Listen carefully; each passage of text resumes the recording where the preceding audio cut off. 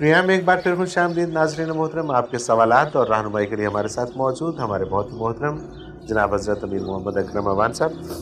حضرت جی سوالات کا سلسلہ شروع کرتے ہیں. حسنین اقبال ہیں سعودی عرب سے. ان کا سوال ہے کہ حضرت جی آپ نے ارشاد فرمایا تھا کہ ملکہ بلقیس کی والدہ جن تھی. اگر ایک جن سے انسان کی اولاد ہو تو کیا اس بچے میں انسانی اوصاف ہوں گے یا جناتی، چاہے وہ بچہ جن عورت سے پیدا ہوا ہو یا جن مرد سے؟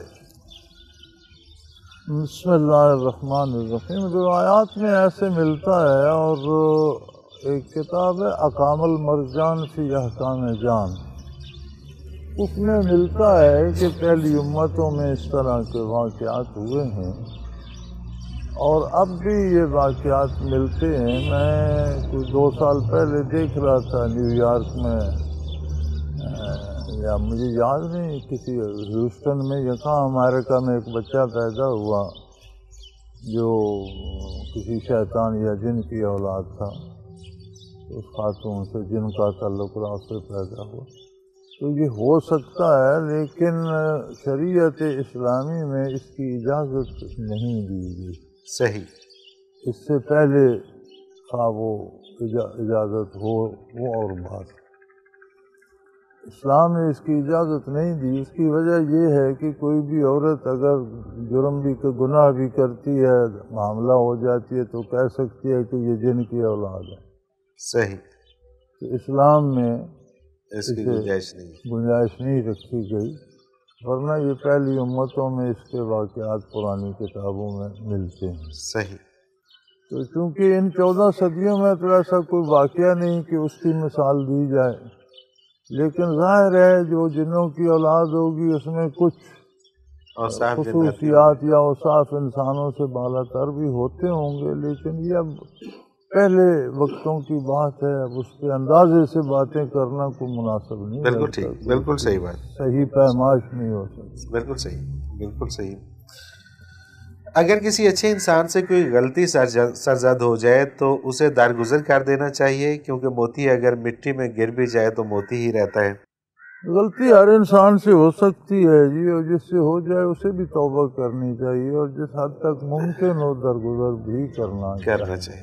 ممکن حد تک درگزر کرنا بہتر ہے. بدلہ لینے سے معاف کرنا بہت اعلیٰ ہے. بعض جرائم ایسے ہوتے ہیں جن کی حدود و قیود شریعت نے مقرر کی ہیں، وہ بھی ضروری ہیں کہ اس کے بغیر بھی زندگی کا نظام نہیں چل سکتا. بہرحال معاف کرنا، درگزر کرنا، یہ اللہ کے نزدیک زیادہ افضل ہے. بالکل ٹھیک، بالکل صحیح. ایک اور اسی طرح کے سوال ہے، انہوں نے بھی اپنا نام نہیں لکھا. یہ کہتے ہیں کہ مجھے قرآن پاک حفظ کرنے کی بڑی خواہش ہے، لیکن میرا حافظہ بہت کمزور ہے، کوئی ایسا نسخہ بتا دیں. اللہ کریم آپ کی خواہش پوری کرے. نیک خواہش ہے، لیکن اس کا وظیفہ یہ ہے کہ اپنے عمل کو قرآن کے مطابق ڈال لیں. صحیح، بالکل ٹھیک. یاد بھی ہو جائے گا. یاد بھی ہو جائے گا. سبحان اللہ. ڈاکٹر کیسر ندیم اوان یہ کہتے ہیں حضرت جی میں پہلے چشتیہ سلسلے میں بیعت تھا، حضرت کا وصال ہو گیا ہے، کیا اب میں بیعت بدل کر آپ کی بیعت کر سکتا ہوں؟ ڈاکٹر گزارش یہ ہے کہ اکثریت لوگوں کی جو ہے اسے نہ بیعت کے مفہوم کا پتہ ہے نہ مقصد کا. خانہ پوری کے لیے رکھتے ہیں کہ یہ سنی سنائی بات ہے، یہ بیعت بھی ہوتی ہے، تو چلو ہم نے بیعت کر لی، خانہ پوری ہو گئی. بیعت کی مختلف قسمیں ہیں. بیعت ہے اصلاح کے لیے، ٹوٹل تو ہوتا نہیں. اصلاح کے لیے کوئی بھی قریب عالم ہے اس کی بیعت کر لو، جو روزمرہ کے امور بتا سکے، یہ جائز ہے ناجائز ہے، یہ کر لو یہ نہ کرو. بالکل صحیح.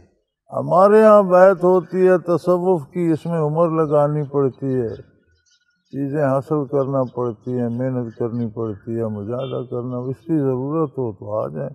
رہا یہ بات کہ شیخ فوت ہو گیا، تو بھئی مجھے ایک بات بتائیں کہ آپ نے ڈاکٹریٹ کرنے تک کتنے استادوں سے پڑھا؟ صحیح. تو پرائمری میں پڑھا تو مڈل میں کیوں گئے؟ ان استادوں کی بھی وہ تو مرے تو نہیں تھے، وہ تو زندہ تھے. بالکل ٹھیک. مڈل والے زندہ تھے تو آپ میٹرک میں، وہ زندہ تھے تو کالج میں چلے گئے.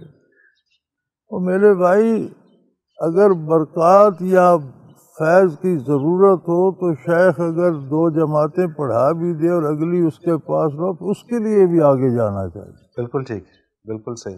بچوں کے لوگ صرف خانہ پوری کرتے ہیں، بیعت ہوگی نہ کچھ لینا نہ دینا، نہ شیخ نے دیا نہ آپ نے لیا. کیا لیا آپ نے ساری عمر میں؟ اگر آپ یہ سمجھتے ہیں کہ میری بیعت تھی تو میرے دنیا کے کام ہوتے رہتے ہیں تو ویسے شرک ہے. بالکل صحیح. یہ تو تصور ہی ہندوؤں والا ہے.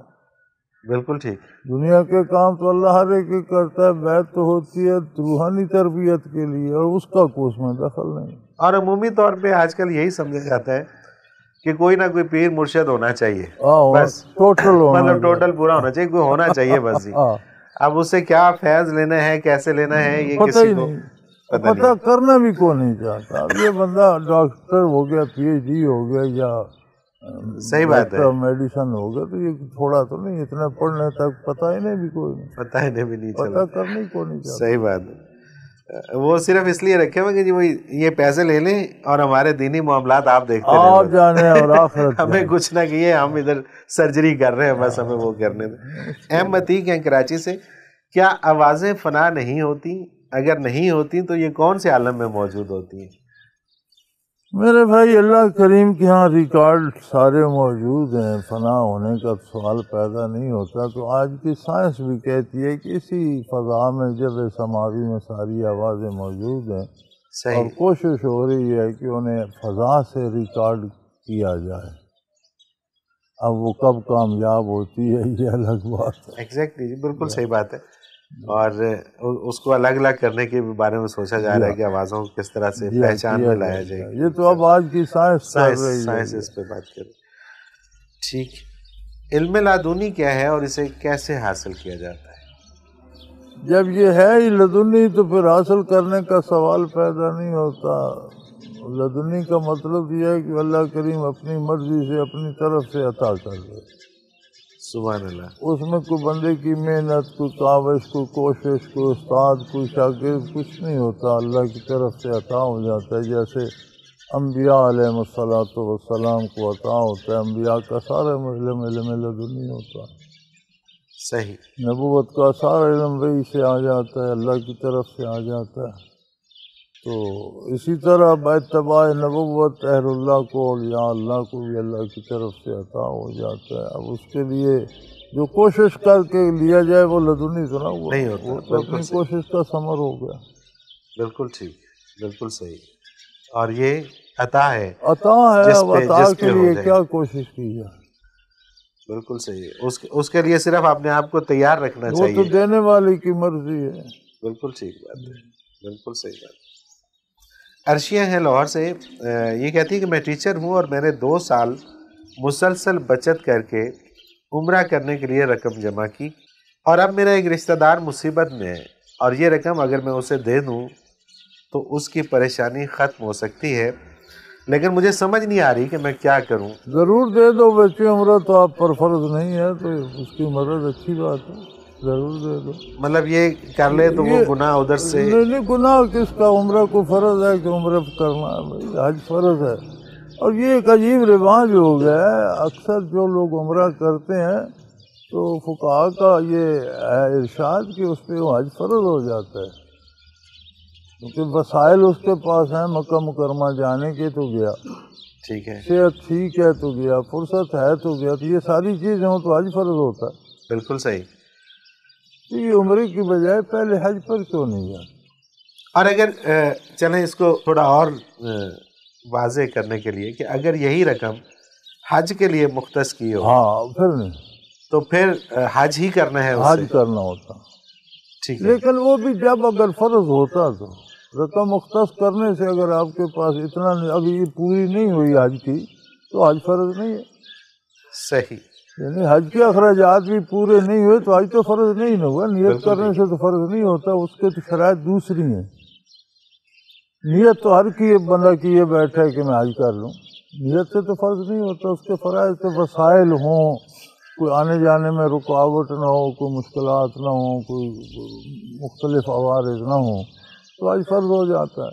تو حج فرض نہیں ہے اور کچھ رقم ہے تو کسی ضرورت مند کی مدد کر دی تو اس سے شاید زیادہ ثواب مل جائے. صحیح. مقصد تو اللہ کی رضا ہے نا. बिल्कुल सही, बिल्कुल ठीक है। ये इन्होंने भी नाम नहीं लिखा, लेकिन ये कहते हैं कि अगर इंसान कोई चीज़ सच्चे दिल से हासिल करना चाहता हो और उस चीज़ के हासिल होने की सूरत नज़र ना आती हो तो क्या करना चाहिए?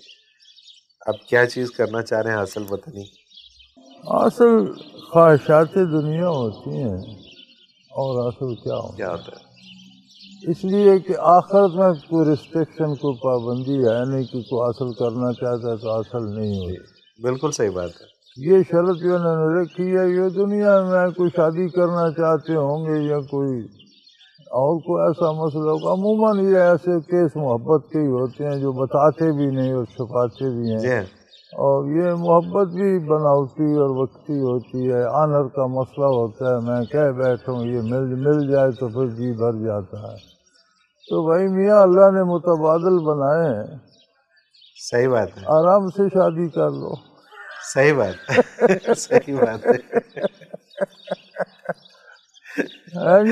इस पे मरे जाने की जरूरत नहीं है। की एक कहावत है कि जिस पहाड़ में रास्ता नहीं है उसकी चोटी पे रास्ता होता है। जी हाँ, वहां से निकल ठीक बात। तो मुतबादल अल्लाह ने बनाए हैं, दीन का तो मुतबादल नहीं है और दीन के हुसूल की कोई मुश्किल नहीं है, क्योंकि जो आप कर नहीं सकते उसके मुकल्लफ नहीं है। जो कर सकते हैं वो ज़रूर करें, तो दीन के उसूल में तो कोई मुश्किल ना रही। बिल्कुल ठीक बात। ये ख्वाहिशात दुनिया है, बच्चे इनके मुतबादल मिलते हैं और आप दूसरे रास्ते से इतना दिल पे लेने की जरूरत नहीं जरूरत, दूसरे रास्ते से गुजर। हज़रत जी मुझे एक ब्रेक पे जाना है और वापस आके कुछ और सवाल है वो शामिल करते हैं। नाज़रीन मोहतरम, अगर आप भी अपने सवाल के ज़रिए इस प्रोग्राम में शामिल होना चाहें तो स्क्रीन पे हमारा नंबर मौजूद है 033349555021।